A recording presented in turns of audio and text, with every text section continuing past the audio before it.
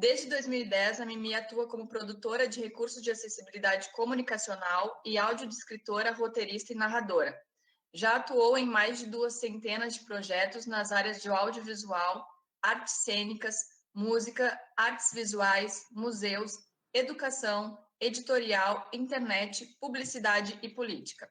É sócia da OVNI Acessibilidade Universal, criada em 2014 em Porto Alegre, Rio Grande do Sul, que produz audiodescrição, legendas para surdos e ensurdecidos e tradução e interpretação em libras para diferentes produtos, eventos e serviços. Agora vou apresentar o Rafael. Então, o Rafael Bars, ele é psicólogo e consultor em audição, desenvolve sua prática clínica como psicoterapeuta, estudando e trabalhando a partir da psicanálise.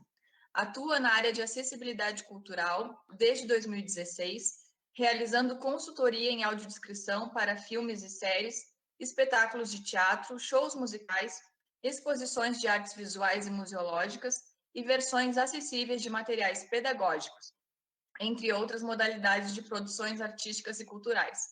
Ministra palestras e oficinas sobre acessibilidade cultural, comunicacional e atitudinal para empresas e instituições universitárias. Integra, desde 2017, o grupo Com Acesso, Acessibilidade Comunicacional da Universidade Federal do Rio Grande do Sul, a URGS, na função de consultor de acessibilidade.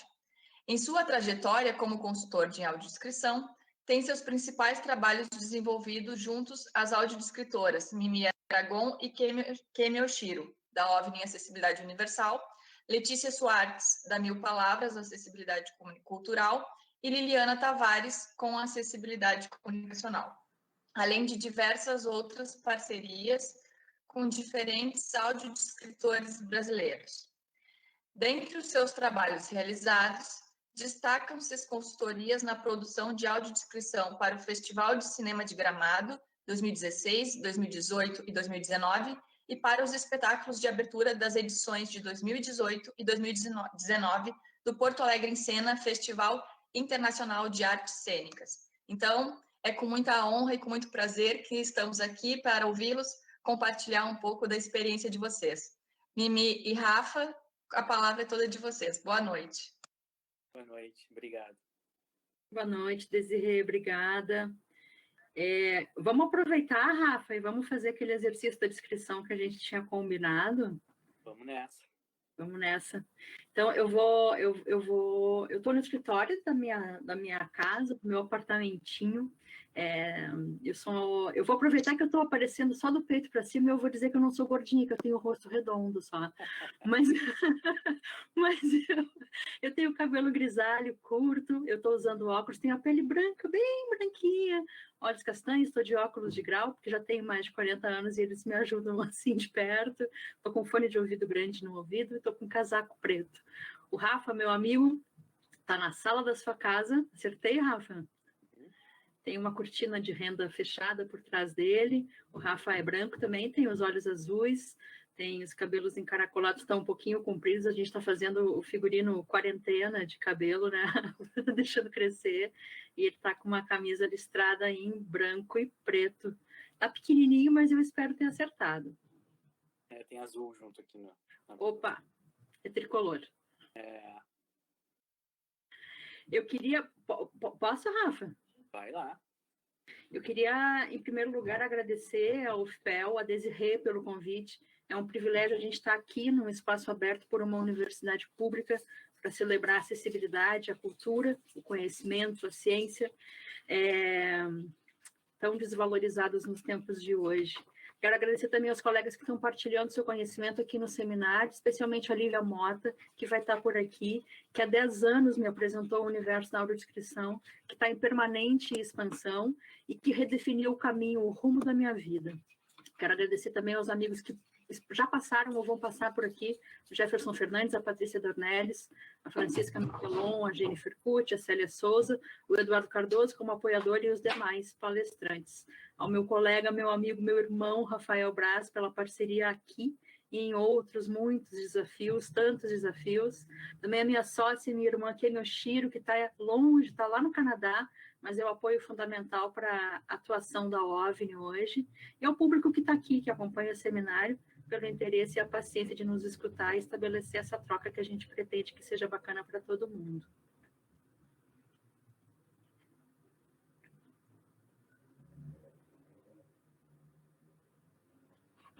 Rafa?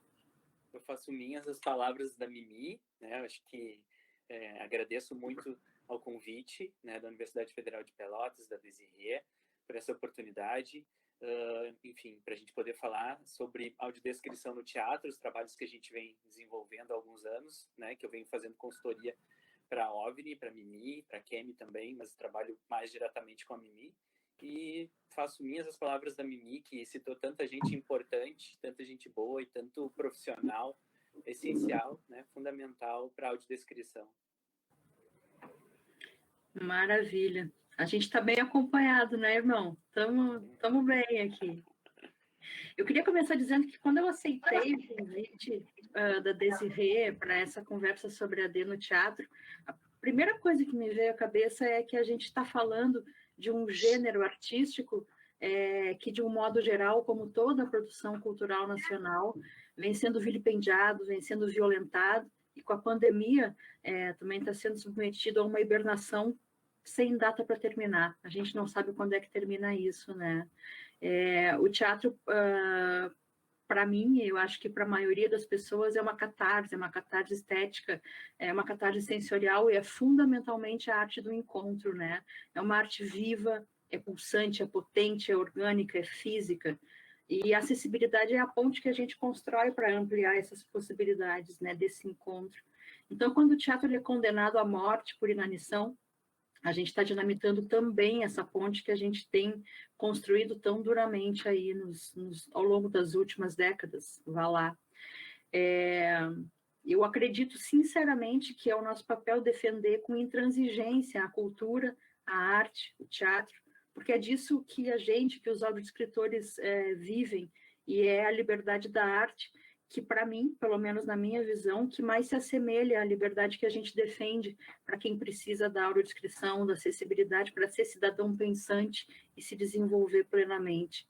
Felizmente, a gente está terminando o dia com a notícia de que a Câmara aprovou, agora no final do dia, o PL 1075, que destina recursos dos fundos de cultura que já existem para o setor da cultura e da arte, e essa é uma vitória que a gente deve comemorar, porque a gente não sabe o que vem pela frente, e os artistas e a arte estão sendo muito negligenciados nesse tempo que a gente está vivendo.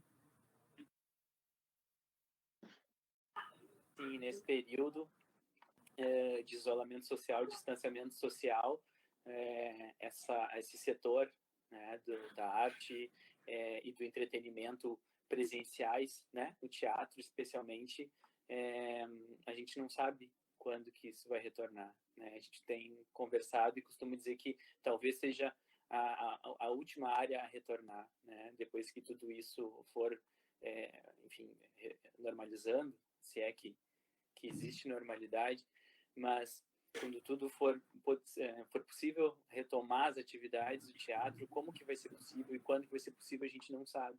Então, acho que sim, acho que é importante a aprovação desse PL, e é importante a gente estar falando sobre esse trabalho, falando sobre teatro, sobre acessibilidade cultural, sobre audiodescrição no teatro. Eu fiquei pensando muito nisso, né? A partir do convite da Desirê, do espaço da gente falar aqui, como outros espaços também, outras lives que estão ocorrendo sobre acessibilidade, audiodescrição, que é uma forma também da gente manter vivo, uma forma de manter acesa, né, essa luz do teatro. A gente está falando sobre esses trabalhos também aqui. A gente tem um temor muito grande, na verdade, com relação ao teatro e à cultura de um modo geral no país. Como o Rafa fala, possivelmente e provavelmente, quase certamente, vai ser o último setor a retornar. E se a gente pensar que os editais públicos de financiamento para o teatro foram extintos, né? Eles não existem há algum tempo, a gente tem dependido de Lei Rouanet e de iniciativas e de editais privados, que às vezes são bastante escorchantes. Isso significa que, possivelmente, quando o teatro voltar, a gente não vai ter o teatro como era, né? O teatro não volta como a gente conhecia, o teatro vai voltar diferente, transformado. Eu li essa semana ainda numa matéria do Globo que alguns países da Europa já estão retomando a atividade e que a tendência é que os atores atuem de máscara, que a capacidade do teatro seja reduzida, que numa sala, sei lá, com 200 lugares, a gente possa receber 40, 50 pessoas com distanciamento, que haja um reforço, um fortalecimento dos monólogos, né? Para manter, de uma certa forma, o distanciamento. E a gente imagina que, quando o teatro voltar e na inexistência de editais de financiamento, a gente vai acabar dependendo de bilheteria. E a gente sabe que bilheteria não sustenta nem bem o artista, quanto mais os produtores de acessibilidade, né?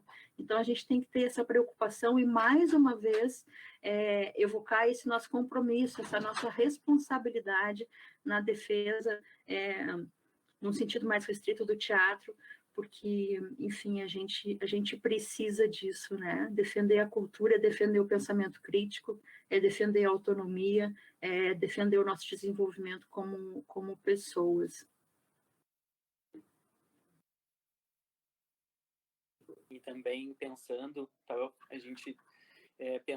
sobre essa fala aqui hoje, eu e Mimi conversamos sobre as questões do contexto da pessoa com deficiência visual, né, da pessoa com deficiência, ligadas à questão da arte acessível, né, o quanto a gente vem presenciando, eu enquanto consultor em audiodescrição, né, pessoa que tem baixa visão, que tem deficiência visual, que por bastante tempo comecei a acompanhar a audiodescrição como público, né, e hoje sempre seguindo sendo público da audiodescrição, mas já há algum tempo trabalhando como consultor em audiodescrição, vou observando de perto o quanto o acesso à cultura para o público com deficiência visual promove outras inserções, né? A gente fala muito em cidadania, o quanto os espaços culturais sendo ocupados pelas pessoas com deficiência visual, quanto esse movimento também produz outras ocupações, né?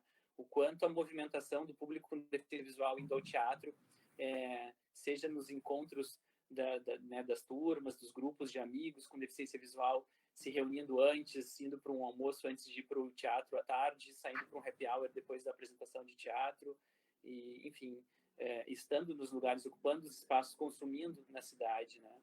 Então, esse entrelaçamento também ele é fundamental, porque a acessibilidade cultural ela é importante em todos os setores, em todas as áreas, né? É importante a gente ter um canal de streaming, por exemplo, com audiodescrição, porque a gente vai ter acesso dentro de casa, mas o quanto isso que a gente está falando aqui, que é a audiodescrição no teatro, também tem outros atravessamentos e outros objetivos que são atingidos se a gente pensar no contexto da pessoa com deficiência.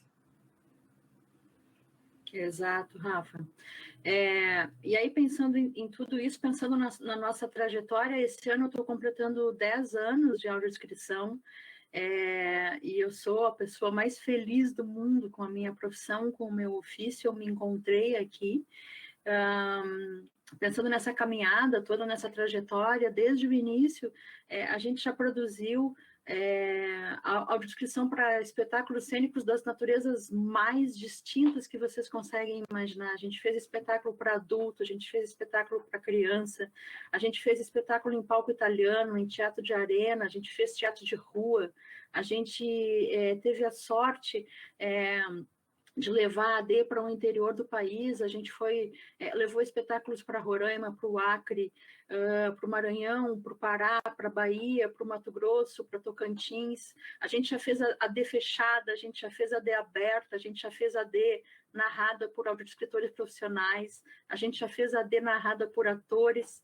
e a gente teve até a suprema petulância, há 5 anos, em 2015, de incluir a audiodescrição na produção dramatúrgica de um espetáculo como foi e é o É Proibido Miar, em que a AD e também a sinalização em Libras, elas são feitas pelo próprio elenco. A acessibilidade está incluída na criação do espetáculo. Hoje o roteiro do É Proibido Miar, 80% do texto do espetáculo é a audiodescrição. Então, nessa caminhada, nessa trajetória toda, eu fui anotando algumas coisas que a gente gostaria de dividir com vocês e que são especificidades da audiodescrição no teatro. E a primeira que me ocorreu é que, como em todos os gêneros, mas fundamentalmente no teatro, é importante conhecer intimamente o espetáculo, conhecer todas as pausas, todos os respiros, todos os sons, todos os ruídos, para a gente dominar a poética e o ritmo dessa narrativa, né? Para que a gente não interfira na experiência do público e para que a gente, de uma certa maneira, consiga dar a entender aos artistas de que a audiodescrição jamais vai ser uma interferência, mas vai ser essa ponte que eu falava no início, né, que a gente constrói. Eu me lembro de assistir um espetáculo aqui em Porto Alegre com audiodescrição, era um monólogo com um grande ator gaúcho, em que a audiodescrição, talvez no afã de descrever tudo, acabou abafando o texto do espetáculo, e eu comecei a prestar atenção na plateia, no pessoal que estava usando fone, as pessoas foram tirando o fone de ouvido. Então a gente tem que ter esse respeito muito grande pela poética, pelo ritmo de cada espetáculo, para que a gente não cometa esse pecado mortal, que é abafar o espetáculo, que é interferir na experiência do público, e que é, talvez, de uma certa forma, acabar dando a impressão para o artista que a gente está atrapalhando a obra dele. O artista é muito vaidoso, né? Eu sou casada com um artista de flamenco e eu sei o quanto eles são ciosos com a sua produção, com a criação, e a gente precisa considerar isso de uma maneira muito séria, muito responsável, assim. Também me ocorre nas minhas últimas experiências, e a primeira em que eu me aventurei a fazer narração, porque eu sou muito tímida, porque eu acho que eu tenho problemas de dicção horrorosos, mas, enfim, eu acabei me aventurando, foi exatamente num espetáculo de flamenco, chamado Flamenco Imaginário, que o Rafa foi o consultor, e eu senti, a partir dali, de que pode ser mais proveitoso para alguns espetáculos, em alguns espetáculos, que o próprio roteirista seja um narrador, talvez especialmente em espetáculos de dança, porque a gente quando a gente se alimenta daquele espetáculo, a gente conhece essa questão de cada pausa, cada suspiro, cada movimento, e às vezes com o prazo curto que a gente tem para produzir, fica mais fácil se a pessoa que construiu o roteiro com uma consultoria qualificada acabe assumindo a narração. Eu confesso que eu ainda sou muito tímida, sou muito envergonhada para fazer narração no teatro, mas eu tenho procurado seguir esse norte, essa bússola, e isso não é de maneira nenhuma uma regra, uma lei, é uma percepção que eu fui construindo ao longo desse tempo, né? Quando a gente fez o roteiro do Imaginário, foi trabalhoso, enfim, o Rafa se lembra bem do processo, a gente ficou, acho que talvez umas 2, 3 semanas em cima daquele roteiro. É muito difícil descrever dança, né? E aqui a gente está falando de audiodescrição no teatro, mas nós estamos falando, na verdade, de audiodescrição no âmbito das artes cênicas, né? É muito, muito difícil a gente respeitar esse equilíbrio, né, de não abafar um espetáculo de dança também. Mas eu tenho essa sensação de que talvez a gente consiga ser mais eficiente, mais eficaz, mais efetivo quando assume a narração. Lembra do Imaginário? Oi. Posso te fazer um pedido, por favor? Claro, claro. Vocês poderiam falar um pouquinho mais pausadamente para auxiliar as intérpretes, por causa da internet, às vezes pode acontecer um delay e ficar ruim a tradução. Claro, desculpa, vou tentar. Eu sou meio ligeirinha para falar, mas eu vou tentar. Tá bem, obrigada, desculpa interromper. Nada.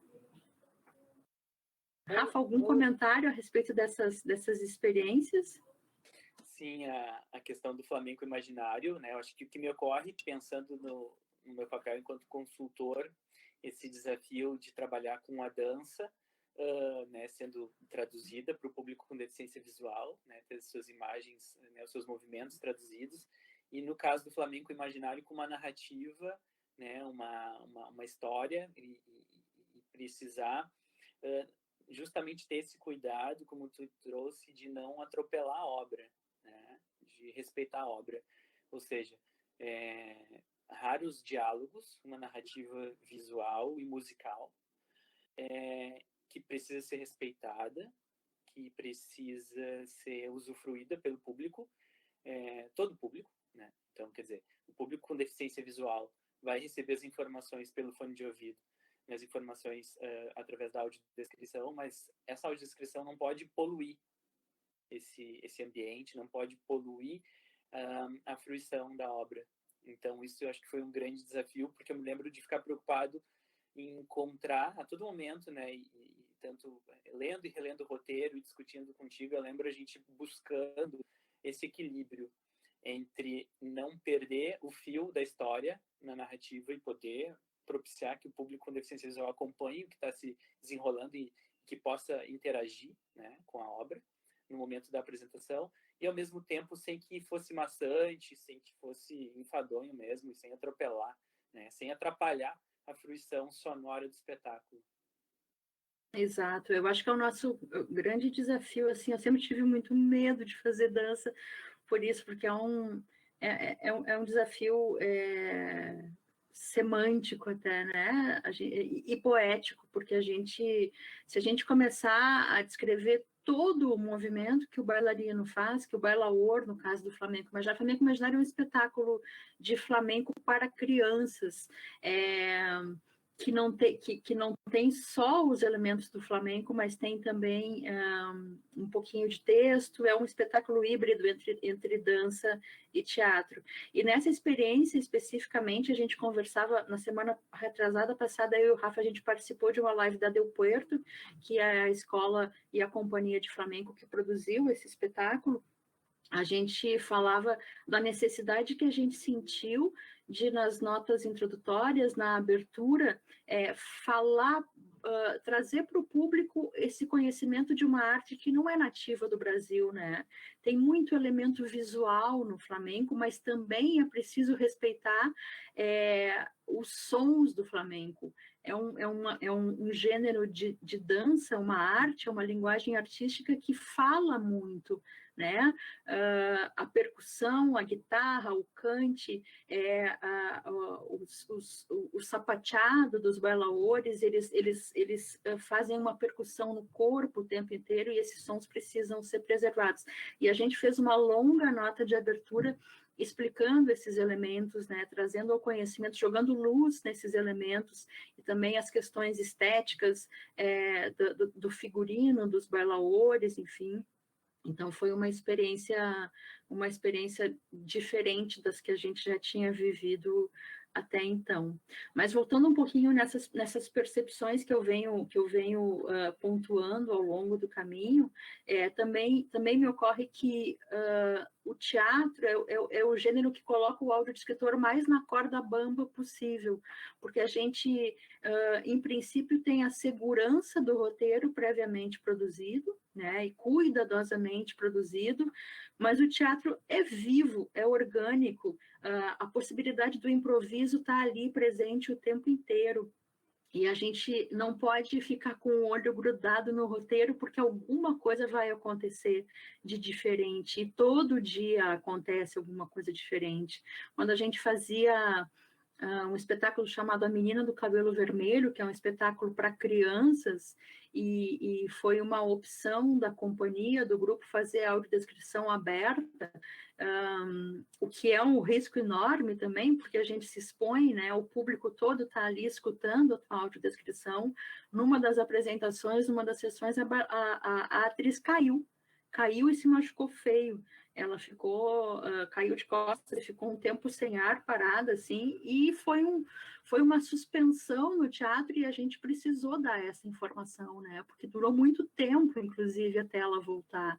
Então, quando a gente faz audiodescrição no teatro, a gente está nesse trapézio, nessa corda bamba, e a gente salta e às vezes pode não ter rede lá embaixo. Então, com a experiência as experiências, com as vivências que eu tenho tendo com a narração, eu também aprendi que é muito difícil a gente manter um olho no peixe, outro no gato, né? O olho no roteiro e ficar atento para as coisas que podem acontecer ao longo da apresentação. O teatro tem essa vida, né? E essa coisa do encontro. E quando a gente estava pensando isso, Mimi, sobre essa fala aqui também, me ocorreu algo que, quando a gente pensa em ter o público como deficiência visual como um ganho para quem produz arte, no sentido de aumentar o público, né? O teatro, pela minha experiência, tenho observado que dá ao artista a possibilidade de enxergar, de ver, né, o público com deficiência visual ali indo conferir a arte que ele está realizando, que ele está produzindo, que ele está criando, né? Outras expressões, né, artísticas, por exemplo, é mais difícil isso acontecer, né? A gente tem acessibilidade no museu, né? A menos quando tem algum evento específico, uma exposição onde o artista está ali junto, ou no cinema, né? A exceção de Gramado, né? Que os artistas têm esse contato, né, com o público com deficiência visual. O mais comum é isso acontecer no teatro, né? No teatro a gente está ali e quantos trabalhos que a gente fez e que antes e principalmente depois do espetáculo tem essa reunião. E a importância, tanto para o público ter o contato com o artista, quanto para os artistas verem que o público com deficiência visual consome arte, consome cultura, né? Então, a audiodescrição no teatro também. Esse é um aspecto, né, também que sempre me dá bastante alegria e realização trabalhar fazendo audiodescrição para o teatro, é ver esse encontro. E também pensar em algumas experiências. Eu estava dando uma olhada, assim, enfim, de tantos espetáculos que a gente já produziu de descrição, os que mais, né, marcaram, assim, para poder comentar também, trazer um pouco aqui essa experiência. E eu lembro que 2018 foi um ano, até agora, da minha experiência, que foi um ano que foi muito frutífero, assim, né? Porto Alegre teve muito espetáculo com audiodescrição, muito espetáculo de teatro com audiodescrição. E eu me lembro que quando a gente fez a audiodescrição pro Arena Selvagem, aquele espetáculo do Grupo Cerco, em que a gente pôde se reunir antes, né? Porque tem essa outra questão, que eu acho que depois a gente pode comentar um pouco mais também, de que de um trabalho para o outro varia muito as condições que a gente tem para fazer esse trabalho, né, de audiodescrição, né? As condições de estrutura, de tempo, uma série de fatores. Mas no caso do Arena Selvagem, que tem uma cena, aquela cena que é um espetáculo que tem uma cena que tem uma briga, uma luta, um ringue, onde, né, feito no teatro de arena, onde os atores alcançam vários recortes, assim, de papel, jornais amassados, para que o público, na hora do ringue, jogue, né, na arena, faça essa interação com aquela cena. E eu me lembro que a gente, conversando sobre isso com o grupo antes, eles estavam meio receosos sobre o público com deficiência visual. Como que é isso? A gente não chega nessas pessoas, e como foi importante a gente poder levar a consultoria, poder estar lá presente, né, no grupo, para a gente não só trabalhar com a consultoria no roteiro, na tradução, mas também na questão da acessibilidade na interação, né? E aí, como foi legal poder ver esse resultado, poder ver que os atores estavam tranquilos, relaxados, no sentido de não ter esse receio, esse medo que muitas vezes as pessoas têm de interagir com uma pessoa com deficiência visual. E isso está dentro do teatro também. Eles entregando para que o público interagisse e poder curtir a peça junto com todo mundo e poder interagir, né? Então, isso foi bem marcante, quando a gente pode também ampliar isso, né, na audiodescrição, usando a audiodescrição para ampliar também esse horizonte. Exato, Rafa, é uma excelente lembrança, porque nem sempre é a realidade que a gente tem, né? Às vezes a gente faz roteiro de audiodescrição a partir de um vídeo, vídeo todo, vídeo de teatro não é teatro, né? É só um vídeo. E às vezes a gente não tem a oportunidade, como a gente também teve um trabalho, um dos que viajaram pelo país, que chamava Qual Vai Ser, um espetáculo infanto-juvenil. A gente construiu o espetáculo todo a partir do vídeo e a gente não teve a oportunidade de acompanhar o ensaio, pelo menos com o Rafael junto. Quando a gente foi a gente dividiu a narração, na verdade eu fiz em 2 ou 3 cidades e a Kemi fez noutras. E quando eu fui fazer em Rondonópolis, no Mato Grosso, era na hora, assim, o espetáculo ia acontecer 2 horas antes, e os artistas foram muito generosos em se maquiar, se figurinar e passar todo o espetáculo 2 horas antes para que a gente fizesse esses ajustes, né? Então, essa possibilidade do teatro continua sendo a arte do encontro, inclusive na hora da produção da acessibilidade. Então, quando a gente tem a oportunidade de ter contato com os criadores, com os artistas, com os produtores, e trazer um pouco desse universo, é uma redenção, assim, né? Nenhum artista que eu conheço até hoje que tenha feito um espetáculo para qual a gente tenha produzido audiodescrição, não tenha ficado absolutamente comovido, não é a palavra, mas ficado, enfim, com esse contato com um público que também é desconhecido para eles, né? Os artistas não têm esse contato e às vezes tem esse receio que o Rafa fala. Então, possivelmente no teatro eu também sinto que é o gênero que a gente mais encontra abertura, mas também mais encontra resistência dos artistas, né? E porque como eu falei antes, o pessoal das artes é muito vaidoso, muito cioso com as suas obras e eu entendo a razão disso, né? Conversando esse final de semana com o Rafa sobre como é que a gente ia estruturar essa nossa conversa, eu contei para ele num episódio de uma artista, de uma atriz que é muito minha amiga aqui em Porto Alegre. Eu fui assistir ao espetáculo dela e no final eu fui cumprimentá-la, enfim, e disse: fulana, vamos colocar a audiodescrição no teu espetáculo? Ela disse bem rápido, assim, não. E eu cheguei a me assustar com aquilo, eu disse, mas por que não? Por que tu não quer trazer esse público para cá? E ela me disse, vocês vão interferir no meu espetáculo. Então, a gente precisa cada vez mais estreitar essa ponte, cada vez mais aproximar o artista do público, para que eles entendam que de maneira nenhuma é uma interferência.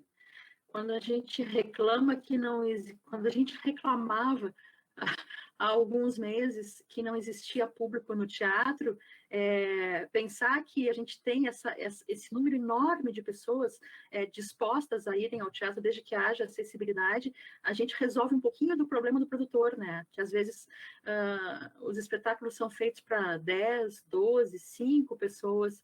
Se esse espetáculo tivesse audiodescrição e tivesse acessibilidade num sentido mais amplo, talvez a gente estivesse fazendo espetáculos naquela época para públicos muito maiores. Então, a gente encontra bastante resistência, mas também a gente encontra muita abertura. Como em todo produto que a gente vai descrever, né, cada um tem as suas peculiaridades. A gente já teve espetáculo de teatro em que o artista, que também era o diretor, decidiu como é que ia ser a audiodescrição e não teve negociação. A gente também teve espetáculos como o Arena Selvagem, em que houve uma abertura imensa, né, para a gente. Então, essa diversidade que também está muito ligada com a organicidade do teatro, que nos faz enfrentar esses desafios, né, esse leão por dia que a gente encontra. E aí eu fico pensando também no sentido mais da produção da audiodescrição, que é um gênero em que a gente tem que dar uma atenção especial e fortalecer o que se chama de suporte, que eu prefiro chamar aqui na OVNI de assistência de produção. São as pessoas que vão estar com a gente para receber o público, para orientar a mobilidade e para fazer muitas vezes esse contato com com os artistas, especialmente no que a gente também costuma chamar aqui de tour tátil, né, Rafa, que a gente conversou um pouquinho sobre isso e de como é uma experiência absolutamente necessária e complementar à construção das imagens. Eu acho que, enfim, Rafa, acho que tu pode falar um pouquinho melhor sobre isso.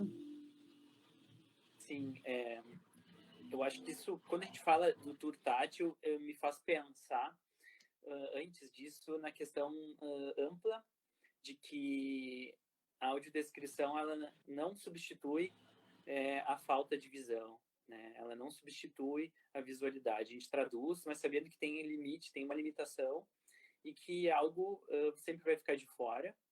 E eu acho que isso é um pressuposto básico, assim, é um ponto de partida, porque senão a gente, né, não encontra soluções. A gente precisa encontrar muitas vezes soluções. E o tour tátil, a experiência tátil, a exploração tátil, é uma das possibilidades, um caminho para soluções, assim. Me ocorre pensar no espetáculo. Tu falou antes ali sobre a gente ter feito vários tipos de teatro, de espetáculos de teatro, audiodescrição para teatro de arena, enfim, palco italiano, e o teatro de rua. E uma experiência muito marcante, pensando em teatro de rua, do grupo de Pernas pro Ar, né, da cidade de Canoas, aqui ao lado de Porto Alegre, que é o espetáculo Automáquina, em que eu acho que pensar no Automáquina, que a gente fez há 2 anos, a audiodescrição para esse espetáculo, eu acho que tanto para a gente trazer aqui essa ideia do quanto os artistas compraram a ideia da audiodescrição e se mostraram abertos para audiodescrição e participativos, desde eles terem feito um investimento de comprar os equipamentos, né? Compraram os equipamentos transmissores e receptores de audiodescrição para viajar pelo Brasil com os equipamentos e ter a possibilidade de oferecer audiodescrição para o público com deficiência visual nas cidades por onde eles passaram, quanto pela questão da importância, né, da necessidade de ter exploração tátil com o equipamento, né, com o cenário, né, que é um espetáculo de rua, automáquina, feito em praças, em que o cenário móvel é uma espécie de triciclo gigante, de, sei lá, 8 metros de altura, se não me falha a memória, e totalmente personalizado, né? Os artistas, né, o artista construiu essa automáquina para fazer toda a narrativa, né, que é do personagem dele, em torno desse equipamento, onde tem uma série de instrumentos musicais criados com tubos de PVC, com pedaços de instrumentos musicais mesmo, né? Tinha lá o chinelofone, a gaita-pé, sei lá, instrumentos musicais com os nomes bem interessantes e criativos, e o espetáculo, ele tem uma peculiaridade que ele não tem uma fala. Tem uma fala. Quando a gente foi começar esse trabalho, né, que tu me mandou, tu estava trabalhando com vídeo primeiro, bom, para mim o vídeo era só a trilha sonora e os sons, assim, uau, o que é isso? E aí as primeiras versões do roteiro foi as primeiras leituras, tipo, bom, esse roteiro está me contando algo, ainda não é a minha leitura de dar as minhas sugestões, minhas propostas, meus questionamentos. Primeiro eu estou tendo esse contato aqui. E a gente foi avançando aos poucos e depois fomos para a sede do grupo, né?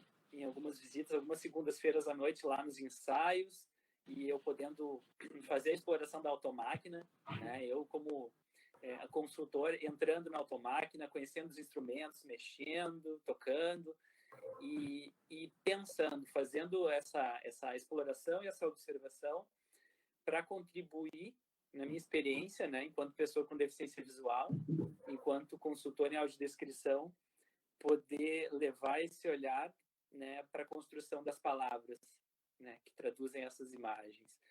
Então, e ao mesmo tempo voltando, né, conectando com a ideia de limitação, é saber que eu estava tendo esse acesso e esse suporte e vendo o quanto era fundamental ter essa exploração e a gente poder passar para o grupo o quanto era importante em cada cidade que eles passassem, que o público com deficiência visual também pudesse fazer essa exploração na automáquina. Porque a gente descrever o que é uma gaitapé, o que é um chinelofone, quantos andares tem esse triciclo, que tem um elemento, um objeto, um boneco na frente, outro atrás, outro lá em cima. Quer dizer, se a gente encher de informações dessas ao público com deficiência visual, eles vão ficar muito preocupados em decorar, em gravar tudo que tem e não vão conseguir curtir o espetáculo. Então, quer dizer, ali estava posto um baita de um desafio. Como que a gente vai trazer, construir isso e colocando isso aos poucos, colocando notas introdutórias, que eram, sei lá, 20% do roteiro, mas também podendo colocar isso aos poucos na narrativa e auxiliando o público com deficiência visual a construir essas imagens enquanto desfrutava da obra, mas com a importância da exploração tátil. Exato. Sem ela, o Automáquina ficava absolutamente hermético, né, Rafa? Foi uma engenhoca criada pelo grupo, na verdade, é um grupo com sede em Canoas, uma cidade aqui pertinho de Porto Alegre, e uma das características eles constroem os cenários, né? O Luciano Wieser, que é uma dos mentores do grupo, ele é, na verdade, um artista engenheiro.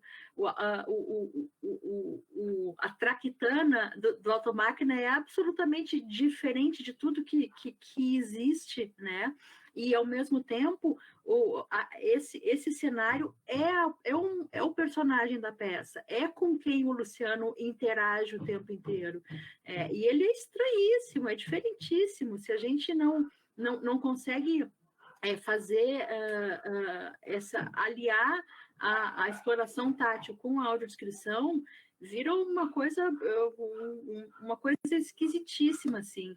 E o Automáquina foi um dos espetáculos em que, como eles iam fazer nos tempos ainda dos editais de circulação da Petrobras, que saudade dos editais de circulação da Petrobras, eles fariam uma circulação pelo norte do país, e não tinha como um narrador, um audiodescritor narrador ir junto. Então, a gente treinou um dos atores da companhia para que ele fizesse essa narração, e a gente também treinou o pessoal para essa assistência de produção, no sentido de conduzir as pessoas no tour tátil, né, e de estabelecer essa relação com o público com deficiência que eventualmente fosse usar os fones. E a gente sempre sente que os atores, que os produtores têm muito receio desse encontro, né? Ficam cheios de dedos, assim, o que eu faço? O que eu falo? Como é que eu me porto?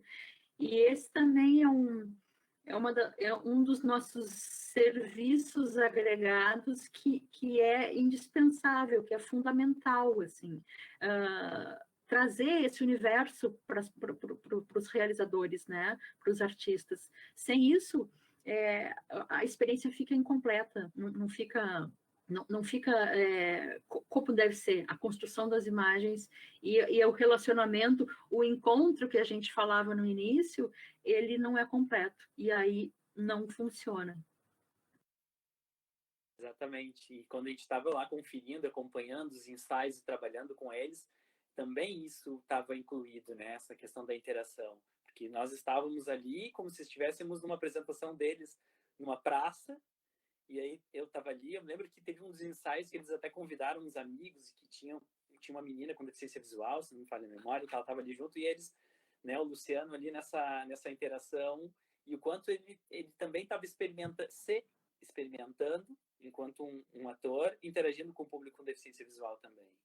O próprio ator que estava fazendo a narração, e que a Kemi estava lá, a Kemi Oshiro, fazendo essa capacitação dele também, né, trazendo para eles, porque daqui a pouco tem aquela frase que a gente escuta com alguma frequência, que o pessoal fala assim, quando ele ia descrever a interação do ator com o público, ele dizia assim, agora ele está interagindo com uma pessoa da audiodescrição. Não, é com uma pessoa do público, que pode falar que é uma pessoa com deficiência visual, mas não é a pessoa da audiodescrição. Então, quer dizer, o quão rico é isso, a gente poder estar, né, trabalhando nessa interação, para além como eu falei antes, e vou me repetir agora, para além da tradução, né, das imagens, que é a audiodescrição propriamente dita, mas essa ampliação do contexto da pessoa com deficiência visual, né, cumpre essa função, né? A gente está ali também promovendo isso com esse trabalho. Sem dúvida. Eu vou precisar que vocês encerrem para a gente poder ter espaço ainda para abrir para as perguntas. Acho que a gente poderia ainda ficar horas e horas ouvindo vocês e discutindo o assunto, porque de fato é um assunto que não se esgota. Maravilha. Ótimo. Desirê, tu me permite mais uma petulância? Eu nem combinei isso com o Rafa, e de uma certa forma é uma homenagem ao meu consultor, ao meu irmão de desafios. Três minutinhos, se for tanto assim. A gente fez um espetáculo, o primeiro espetáculo que eu fiz com a consultoria do Rafa, chamado Eu Não Dava para Aquilo, com o Cássio Escapim, ainda no tempo dos editais da Petrobras. Era um monólogo do Cássio, inspirado na vida da grande Miriam Muniz, grande atriz, grande diretora, mulher de teatro. E lá no meio do espetáculo ele recitava um poema da Adélia Prado, que virou título do espetáculo da Fernanda Montenegro nos anos 80, que era Dona Doida. Eu, de maneira nenhuma, quero ter a pretensão de comparar a audiodescrição com a poesia, ainda que a poesia pinte e construa imagens com as palavras, mas eu queria, morrendo de vergonha,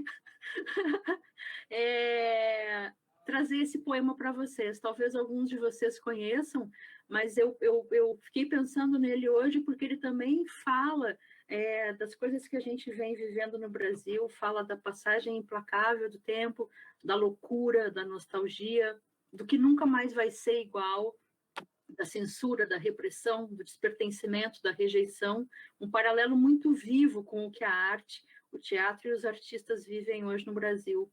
Ele diz assim: uma vez, quando eu era menina, choveu grosso, com trovoadas e clarões, exatamente como chove agora. Quando se pôde abrir as janelas, as poças tremiam com os últimos pingos. Minha mãe, como quem vai escrever um poema, decidiu inspirada. Chuchu novinho, angu, molho de ovos. Fui buscar os chuchus e estou voltando agora, 30 anos depois. Não encontrei minha mãe. A mulher que me abriu a porta riu de dona tão velha, com sobrinha infantil e as coxas à mostra. Meus filhos me repudiaram, envergonhados. Meu marido ficou triste até a morte. Eu fiquei doida no encalço. Só melhoro quando chove. A gente só vai melhorar quando a cultura for livre, quando a audiodescrição e a acessibilidade também forem livres nesse país. Maravilhoso, Mimi. Muito bom. Ah, meu Deus! E agora como é que a gente segue assim? Ai, vamos lá. Primeiro eu quero agradecer imensamente a disponibilidade de vocês dois de estarem conosco, compartilhando tantos trabalhos maravilhosos que vocês têm feito ao longo das trajetórias. A gente está recebendo inúmeros elogios pelo Facebook, por aqui pela plataforma também. Pessoal elogiando muito tanto a fala de vocês quanto os profissionais extremamente brilhantes e capacitados que são. Imagina. Então, vou abrir agora para perguntas, pessoal. A gente combina, então, de fazermos um bloco de 3 perguntas. Eu passo a palavra para vocês e assim a gente vai indo. Pode ser, Rafa e Mimi? Ótimo. Pode. Perfeito. Tá, vamos lá. Bom, a primeira consideração aqui é do Roteshield, é isso? Isso. Mimi, quem sabe, pós-pandemia, realizar teatros ao ar livre com a AD aberta. Acho uma forma de ter acessibilidade ao acesso de todos. Abraços inclusivos. Depois me chegou uma pergunta do Felipe Monteiro, que está conosco também aqui. Felipe me mandou a pergunta. Mimi e Rafael, vocês já tiveram experiência com espetáculos teatrais de teor erótico? Se sim, quais os maiores desafios no processo de elaboração da receptividade dos usuários? Um grande beijo. Depois, então, a Dami pergunta como se dá a prática da audiodescrição aberta, citada pela Mimi. A Célia fala, alguns artistas reclamam que os projetos encarecem por causa das ações de acessibilidade e também que não há público que justifique, o que é um grande erro. Aí a Dami pergunta se existe uma tabela de prolabore para de escritores e roteiristas para as artes cênicas e outras áreas. Aqui encerramos, então, o primeiro bloco de perguntas. Vamos lá, eu começo, tu começa, Rafa? Quem começa? Pode começar, porque o que o Rod estava perguntando sobre as praças, né? Isso. Eu acho, Rod, que é uma das possibilidades que a gente vai viver pós-pandemia.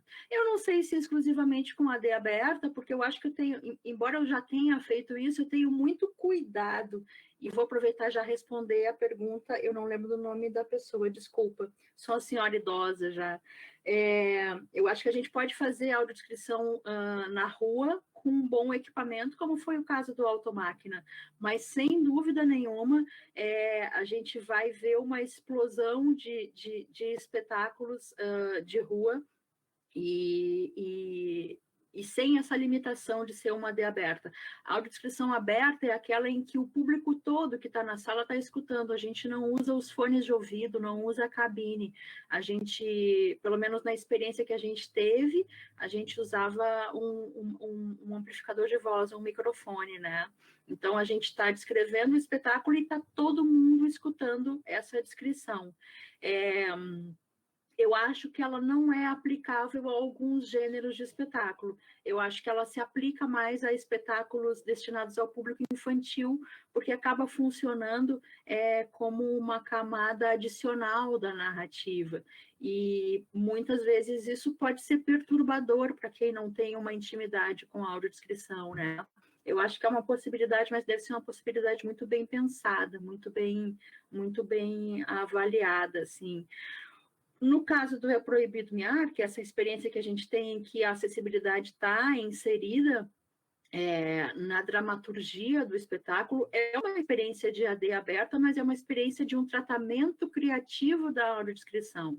Então, sim, as pessoas todas estão escutando, ainda que seja um espetáculo para crianças também, crianças de 0 a 100 anos, como a gente brinca, como é o Flamenco Imaginário, mas também é uma experiência de audiodescrição aberta, tratada de uma maneira um pouquinho diferente. Sobre o valor da acessibilidade, o custo da acessibilidade, esse é um grande mito que a gente tem, né? Primeiro de tudo, a acessibilidade deve estar presente em todos os espetáculos. Precisa estar ali. Se vai aparecer 1, 20, 30 ou 0 pessoas, não importa, ela tem que estar ali. Esse público tem o direito absoluto e garantido de poder ir a um espetáculo de teatro e ter acesso à informação. Nós já fizemos uma sessão do Flamenco Imaginário, por exemplo, né, Rafa, em que só estava o consultor do roteiro, Rafael Braz, e o Felipe, o irmão dele, e suas famílias. A gente fica triste com isso? Claro que fica. A gente quer público, né? Como todo o espetáculo de teatro, a gente quer público. Mas não importa, estava lá, estava presente, estava possível. A questão dos valores do financiamento da audiodescrição, esse mito de que é caro, cai por terra quando a gente começa a pensar em audiodescrição como uma das rubricas do orçamento. Se eu pensar o meu espetáculo já incluindo a acessibilidade, a produção da audiodescrição, eu consigo diluir esse custo e financiar, quem sabe até em todas as apresentações de uma temporada. Eu acho que a gente tem que ter muito cuidado com essa ideia que vem de algum tempo de que é caro. Um serviço especializado, tanto quanto uma direção, tanto quanto uma cenografia, tanto como a criação de uma luz. E é um construtor de pontes, e a gente precisa, sim, incluir em todas as apresentações. Bom, vamos em frente, que estão borbulhando perguntas de todos os lados, pela plataforma da UFPEL, pelo Facebook, pelo meu WhatsApp, mas vamos lá, vamos tentar dar conta do maior número possível. Desirê, posso só responder o Felipe, a pergunta que ele fez? Claro, Rafa, por favor. Espetáculo erótico, esqueci, desculpa, Felipe.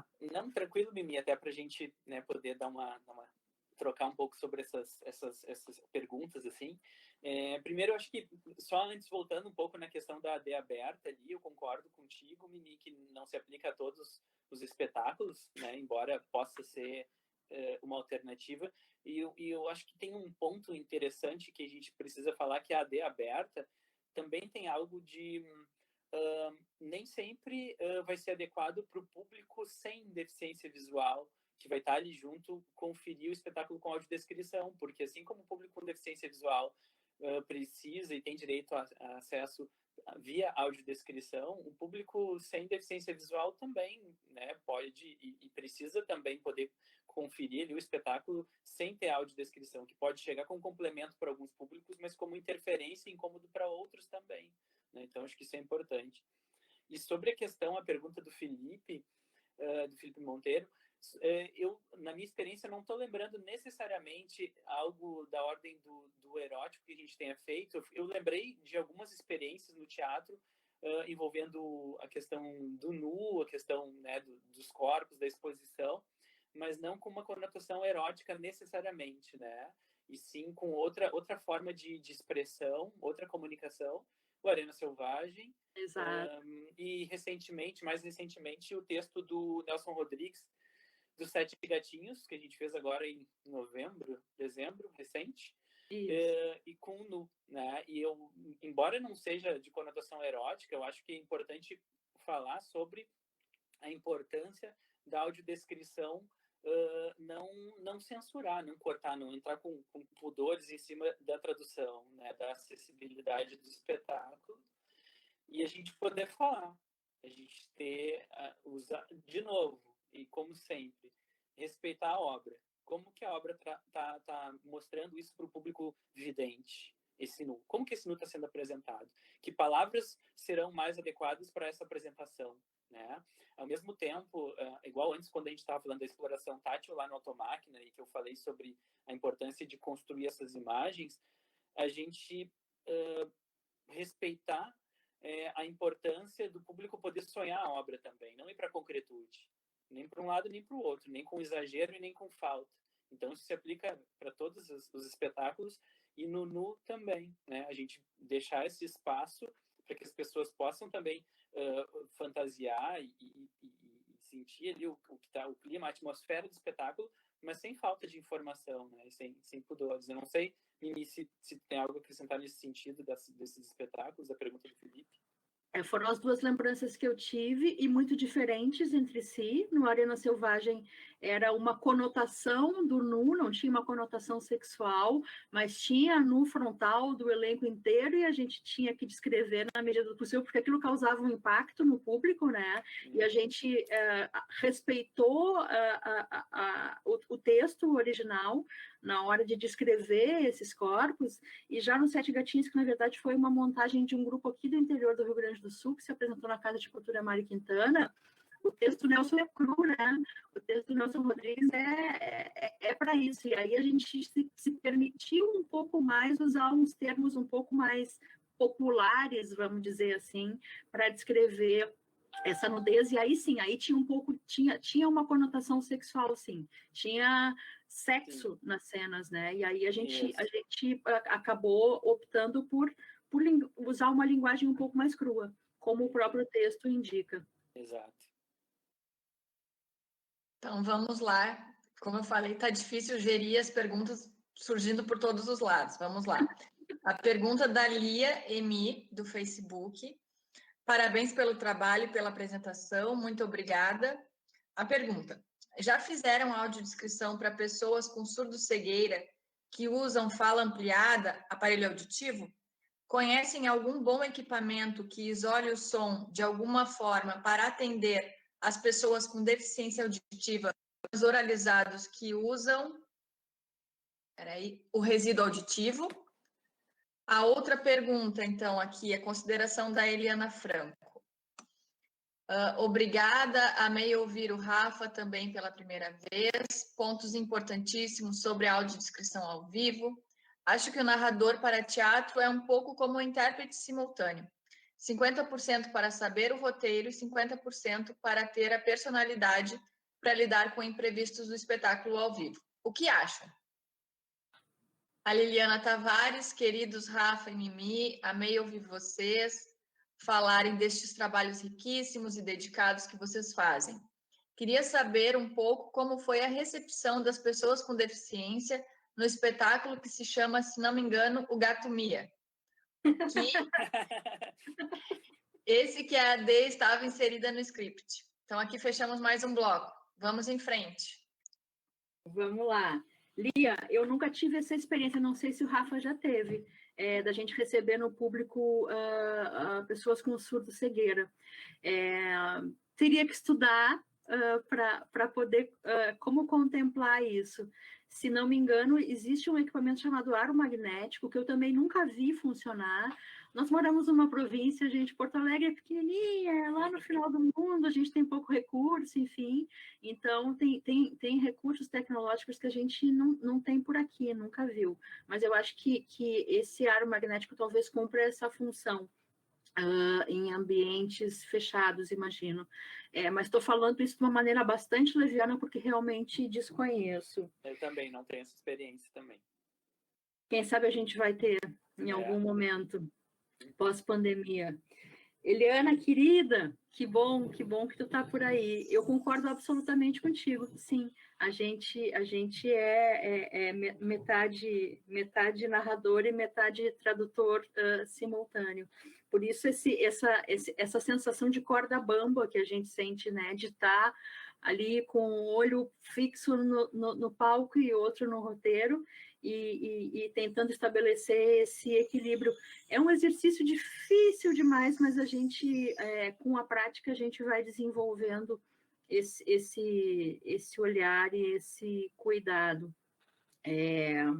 A Liliana Tavares, querida, que bom que tu está aqui por aqui também. É proibido miar o espetáculo. E, aliás, eu vou aproveitar, né? Conversei um pouquinho com a Desirê. A gente está participando de um projeto do Centro Cultural Histórico da Santa Casa, aqui em Porto Alegre, e eles vão exibir espetáculos que estiveram em cartaz no Teatro da Santa Casa. Nos convidaram para exibir online, né? Não é teatro, é registro em vídeo de teatro. E a gente esse vídeo vai estar disponível a partir de quinta-feira, dia 28, por só 24 horas, mas a gente aproveitou para legendar o vídeo. O espetáculo ainda não tem legendas, mas a Kemi, lá no Canadá, fez as legendas desse vídeo e ele vai estar no site da Santa Casa e também no YouTube. Eu anotei aqui o endereço para quem tiver interesse. O É Proibido Miar é um espetáculo que a gente estreou há 5 anos e a gente teve no final do ano passado uma mudança no elenco. É um espetáculo dificílimo, porque como o elenco faz os sinais baseados na língua brasileira de sinais e audiodescrição, é um treinamento violento. E a menina que entrou no lugar da Dani Dutra, que saiu, está tomando um laço, está apanhando. Então, esse registro que a gente que entra em cartaz por só 24 horas no dia 28, já é o registro com um elenco novo, com a Larissa Sanguiné no lugar da Dani Dutra. Então, vai estar no site www.chcsantacasa.org.br a partir na quinta-feira até a sexta-feira, no dia 29. Vai ser um prazer, se todos que estiverem por aqui, todos não sei, né? Que pretensão a minha, mas enfim, quem estiver por aqui puder conferir o espetáculo e nos dar esse feedback. Liliana, o que a gente pode te dizer é que as pessoas ficam encantadas com essa possibilidade, tanto o público sem deficiência quanto o público com deficiência. Me lembra de eu te enviar depois um documentário que a gente fez falando sobre esse processo de criação do espetáculo, e nesse documentário a gente tem depoimentos do público também, e aí tu vai ter uma ideia um pouquinho melhor de como é que isso funciona. E assiste ao espetáculo a partir de quinta-feira. Eu me lembro que na época que eu assisti o MIAR, eu recomendei para alguns colegas de trabalho, isso faz 4, 5 anos atrás, no início, que levarem seus filhos e o retorno que eu tinha era super positivo, inclusive justamente isso, de pessoas que levavam crianças sem deficiência e que se encantavam com o espetáculo e com a riqueza dos recursos integrados ali, a questão da Libras, da audiodescrição. Então, pela minha observação, também tem uma recepção muito boa por todos os públicos, assim, esse espetáculo. Vamos em frente, então, para mais um bloco de perguntas. A pergunta da Cida Leite. parabeniza a ambos. Gostaria que falasse um pouco sobre a formação do público com deficiência visual nos teatros de Porto Alegre. Ai, meu Deus. Vamos lá, o outro. O Leandro, aqui da UFPEL, parabéns para a Mimi e para o Rafa. Muito interessante a maneira como eles apresentam o recurso aplicado ao teatro.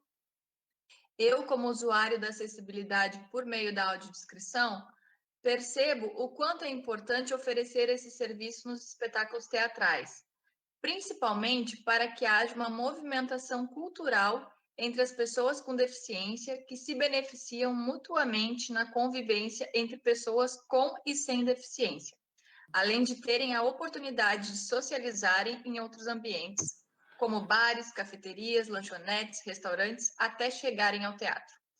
Como vocês percebem isso através do público que prestigia o trabalho de vocês? E aí, agora só um pouquinho para eu gerir mais uma pergunta do Facebook. Como que vocês compreendem a narração? Também deve ser viva, acompanhando a natureza do teatro, vivendo a atmosfera das cenas? Pergunta a Georgia Rodrigues. Pessoal, desde já eu já peço desculpas, a gente não vai conseguir dar conta de todas as perguntas que estão chegando, mas vamos lá, vamos em frente. Rafa e Mimi. Sim, sobre essa questão, primeiro, feliz de estar ouvindo os comentários e perguntas dos colegas e amigos queridos aí. E a Cida e o Leandro, acho que tentando reunir um pouco o que eles trouxeram sobre formação de público e que tem a ver com o que eu comentei mais no início sobre esse movimento e que eu chamei antes de cidadania, né, das pessoas com deficiência visual estarem nos espaços públicos, os happy hours, os encontros, os deslocamentos e os movimentos.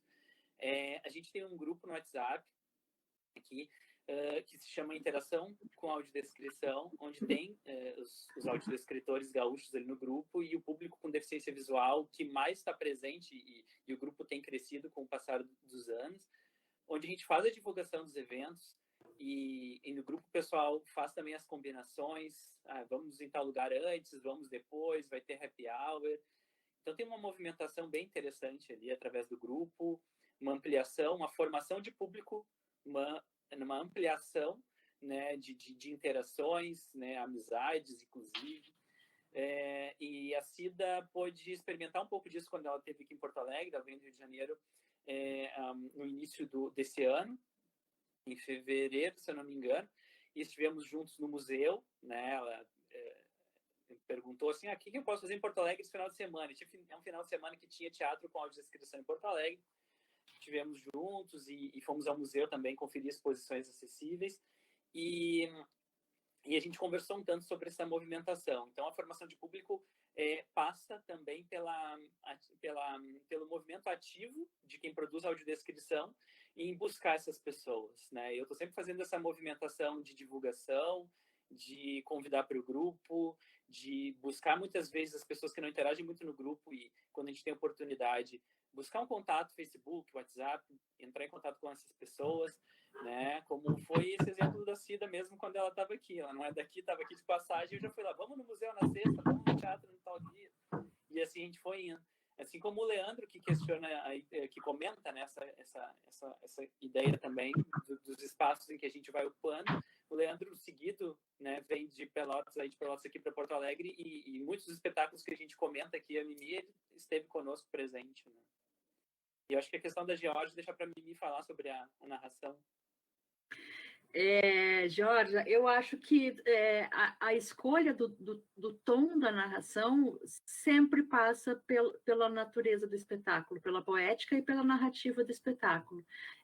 A gente não pode fazer uma narração linear, monocórdia, monótona em um espetáculo. Nunca, eu acho. Na verdade, eu não acho que isso pode acontecer nunca. A não ser que seja um espetáculo, sei lá, de apresentação de tratores da Massey Ferguson, como é que é? Transformers, não sei.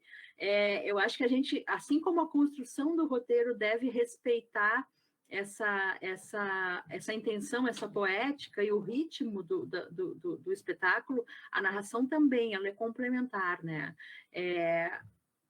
O roteiro, ele estabelece as escolhas. Gente, desculpa, eu estou instalando uma escola de dança na sala da minha casa e eles estão fazendo furos na parede para colocar os espelhos agora.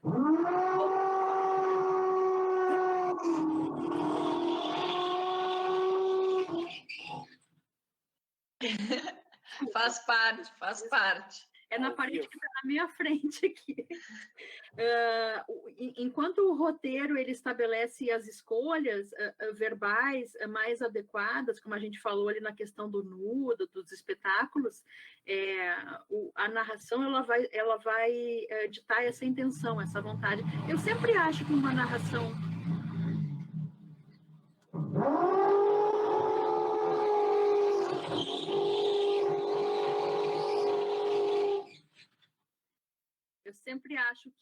narração que respeite o espetáculo, ela vai conseguir trazer o público para dentro, né? Mas a gente também tem que ter o cuidado de não se sobrepor. A gente não é o ator em cena, a gente não é o ator no palco. Somos, mais uma vez, insisto, uma ponte. Mas essa ponte ela pode ser florida, ela pode ser agradável, ela pode ter cheiros e sons e ruídos que podem facilitar. Eu odeio furadeira a partir de hoje, que podem facilitar esse exercício de trazer o público para dentro do espetáculo. Rafa, o que tu acha? Sim, eu concordo totalmente, assim, a gente sempre discutiu muito sobre isso, eu me lembrei aqui, enquanto discutava, sobre muitas vezes conversar com a Letícia também, com a Letícia Schwartz, né, amiga e colega querida audiodescritora, que também tem um trabalho bem importante com a locução, e que ela se debruça bastante sobre isso, né, eu me lembro de uma vez ler um artigo dela sobre a questão do humor, né, a audiodescrição no humor, há bastante tempo isso, onde também ela trazia essa questão, se não me falha a memória, o contexto lá não era o teatro, mas a gente transpondo, né, para o teatro, que é o que a gente está falando aqui, e juntando com a questão da Geórgia, é isso, é respeitar a obra tanto na questão dos tempos, das pausas, dos silêncios, né, de não ter essa interferência, como poder trazer essa vivacidade, né, o teatro é vivo, a audiodescrição no teatro também precisa ser viva, né, para comunicar o que está acontecendo no palco, na plateia, né,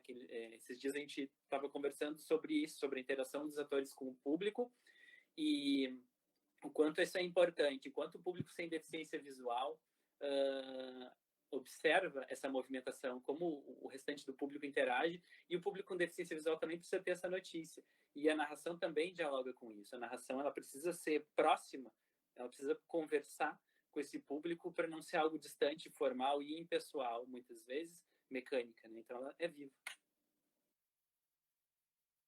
Então, vamos para o nosso último bloco de perguntas. E aí eu juntei 3 perguntas, então, que são relacionadas ao mesmo tema, tá? Que é a pergunta da Eliana Franco, né?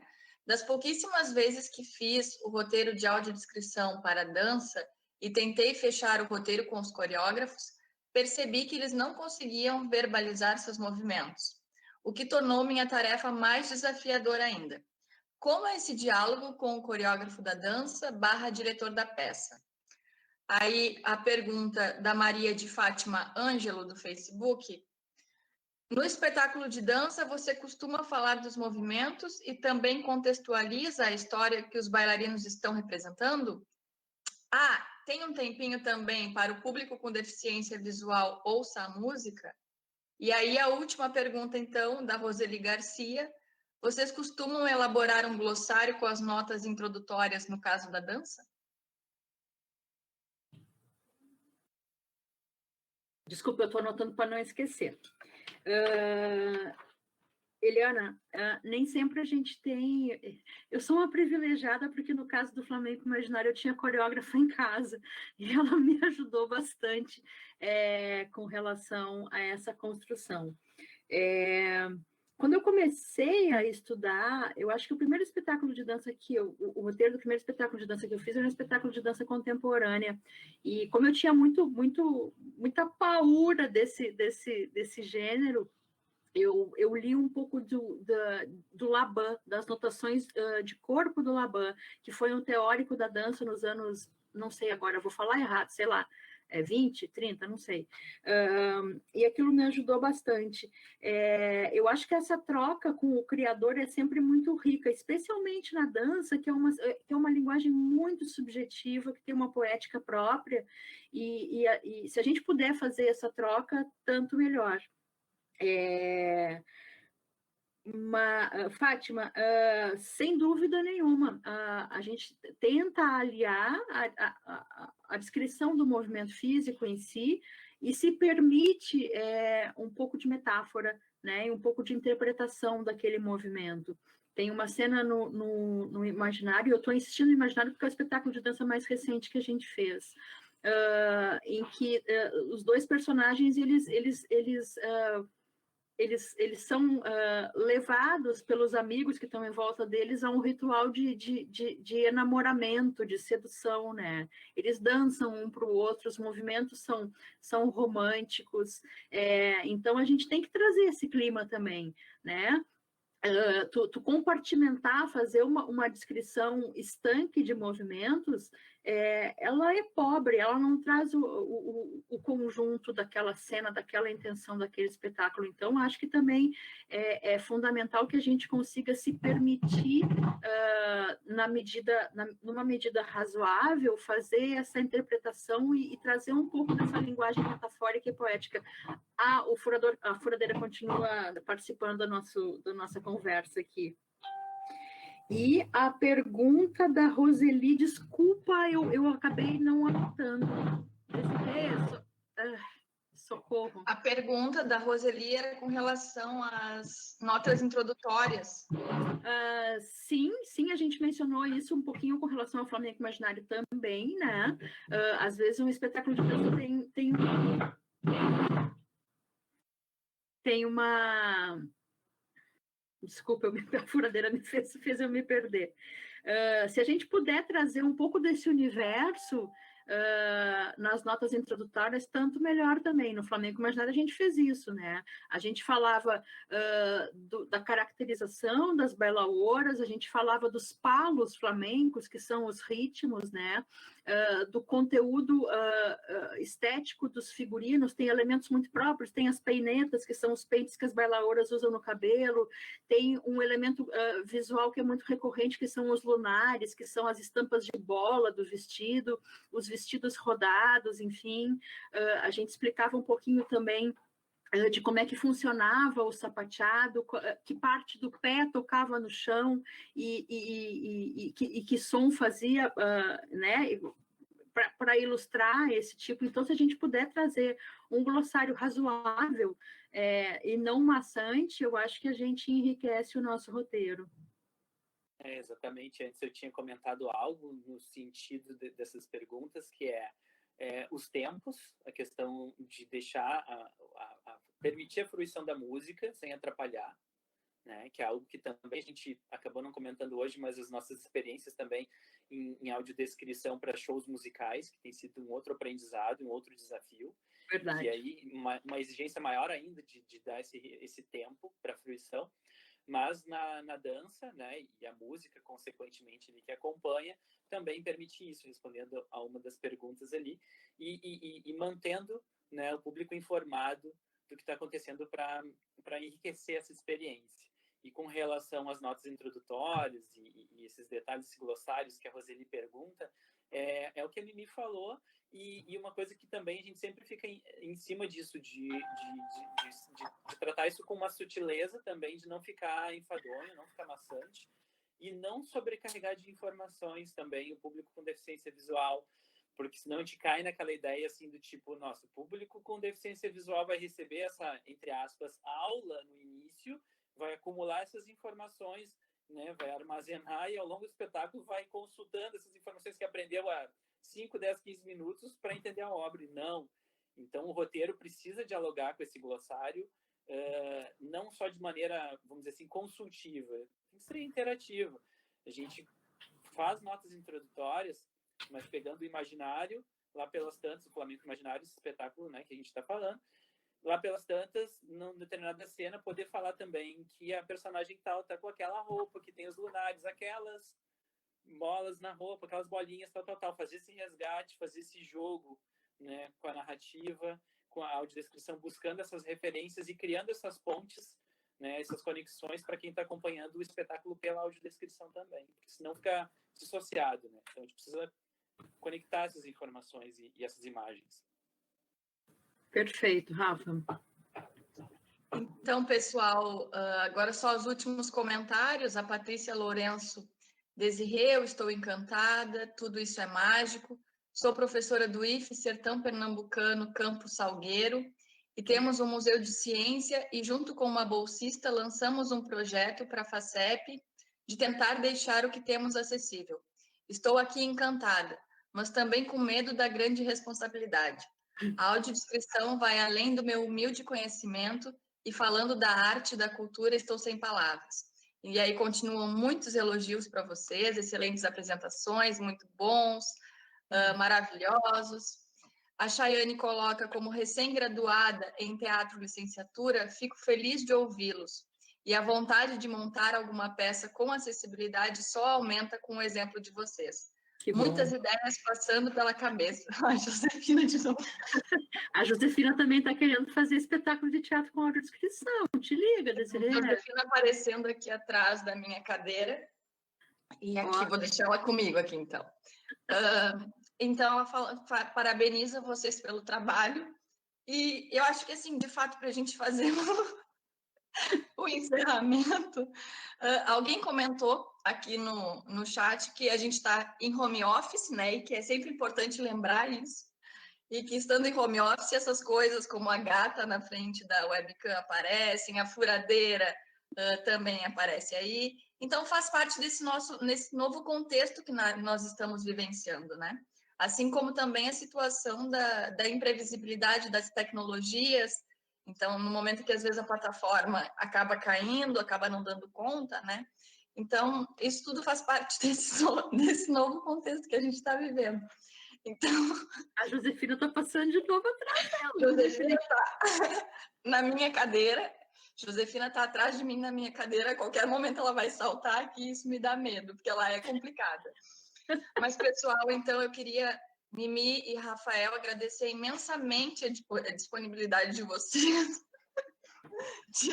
de estarem conosco aqui nessa noite. Foi um prazer imenso ouvir vocês.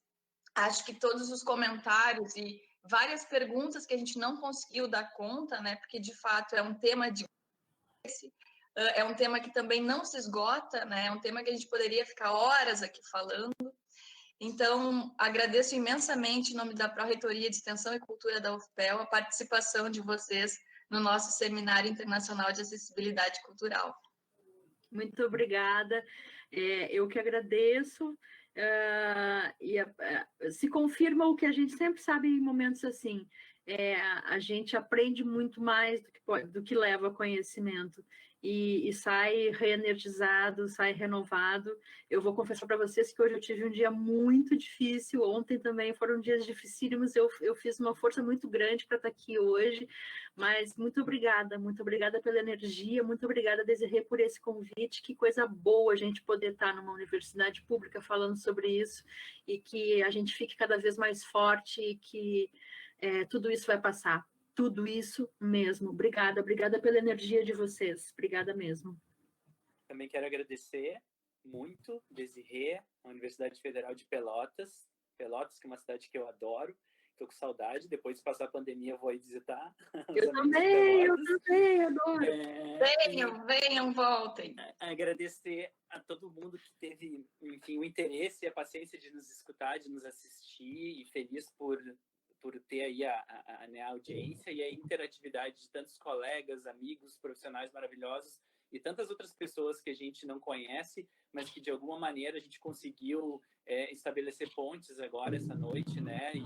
E ampliar esses pensamentos e ampliar essas ideias, esses desejos de construir algo dentro da arte, dentro da acessibilidade cultural. Agradecer a Mimi também pela parceria de sempre, pelo aprendizado, pelas oportunidades de a gente construir juntos toda essa acessibilidade. Obrigado. Obrigada a nós por estarem conosco. queria deixar registrado aqui que a gente teve em torno de 190 pessoas juntando as duas plataformas, assistindo. Então, num horário à noitinha, né, de uma terça-feira, é um público muito significativo que está acompanhando, e agradecer a todas e todos que estiveram conosco ao longo desse dia. E já então, aproveito para fazer o convite para a programação de amanhã. Amanhã nós começamos as nossas atividades às 10 horas da manhã, com a palestra Acessibilidade no Museu Histórico Nacional. Às 11 horas, nós temos a palestra Direitos Humanos e Patrimônio Cultural por uma Política de Diferenças. Às 16 horas, Museus Universitários de Acessibilidade Cultural. E depois encerramos o dia às 18 horas com Tradução Audiovisual Acessível, Legendagem para Surdos e Ensurdecidos. Então, amanhã também temos uma programação bem extensa. Espero que fiquem bem, descansem, fiquem em casa, se cuidem, e amanhã estaremos juntos novamente. Eu vou colocar mais uma vez o link para a presença aqui, vou disponibilizar para vocês aqui no bate-papo. Reitero que o link também vai ser disponibilizado, já está disponibilizado no Facebook da Rede de Museus da UFPEL. E se vocês perderam alguma palestra ou alguma das nossas conferências, podem entrar no Facebook da Rede de Museus, que elas estão todas lá. Tá bem, pessoal? Um grande beijo, uma boa noite a todos e até amanhã. Tchau, tchau. Tá, obrigada.